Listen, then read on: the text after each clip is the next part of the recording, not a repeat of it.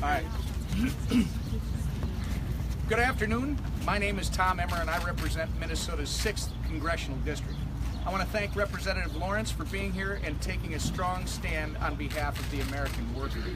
I also want to thank Captain Knoll with the Airline Pilots Association, Captain Carey with the Allied Pilots Association, Sarah Nelson with the Association of Flight Attendants, CWA, Bob Ross with the Association of Professional Flight Attendants, and Captain Chip Hancock of the Southwest Airlines Pilots Association for joining us today to speak on this important topic. Over the past 25 years, the United States has entered into more than 100 open skies agreements in efforts to encourage fair trade, expand international relations, and improve ease of diplomatic and military travel. As the State Department says, these are pro-consumer, pro-growth, and pro-competition. So who could be against this? Unfortunately, recent actions from countries like Qatar and the United Arab Emirates are in direct opposition to what these agreements stand for. Over the past 10 years, Gulf carriers have been granted more than $50 billion in subsidies to their state-owned carriers.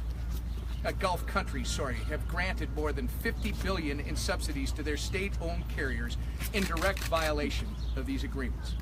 That's why last month I led a letter with Representative Betty McCollum, also from the great state of Minnesota, and the entire Minnesota congressional delegation to Secretaries Tillerson and Chow, urging them to enforce existing open skies agreements and ensure U.S. aviation workers can compete on a level playing field.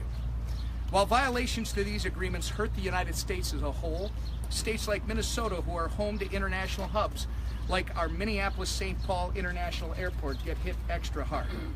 Violations of these agreements can impact thousands of jobs in the great state of Minnesota. In fact, for every route lost due to subsidized carrier expansion, nearly 1,500 American jobs are lost. Overall, there is potential to lose more than 1 million jobs if these violations continue. The cost to my state and states around the country are too drastic to ignore. Not to mention the human cost of the people that actually do these jobs and their family. That's why I'm proud to stand here today with my colleagues and industry representatives to ask the administration to work with our foreign partners to uphold and honor the spirit and meaning of these open skies agreements. Everyone should play by the same rules so we can have real and fair competition.